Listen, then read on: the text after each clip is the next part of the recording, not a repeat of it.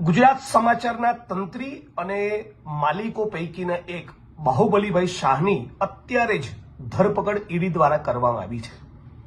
તાજેતરમાં જ ઈડીએ દરોડો પાડ્યો, ઇન્કમટેક્સે ઇન્ક્વાયરી કરી અને કઈ જૂના બધા પ્રકરણો ખોલ્યા છે। બધા જ મીડિયાના મિત્રો અને બધા જ વાણી સ્વાતંત્ર્યમાં માનનારા માણસો એવું કહેશે કે આ વાણી સ્વાતંત્ર્ય પર તરાપ મારવાની કોશિશ છે। એ તો છે જ, આ દેશના બંધારણ ઉપર એક પ્રકારનો હુમલો છે, વાણી સ્વાતંત્ર્ય પર હુમલો છે, વ્યક્તિ સ્વાતંત્ર્ય પર હુમલો છે। ફ્રીડમ જે મીડિયાને એક સ્વાભાવિક રીતે જ મળવી જોઈએ, એક લોકતંત્રના ચોથા પ્રહરી તરીકે સવાલ પૂછવાની, આકરા સવાલ પૂછવાની એ સ્વતંત્રતા જે છે મીડિયાની, એની પર તરાપ છે।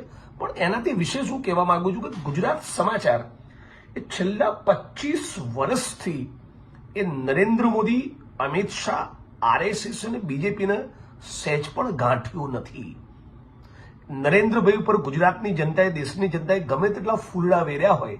पढ़ते रहिए fight against criminal daily newspaper.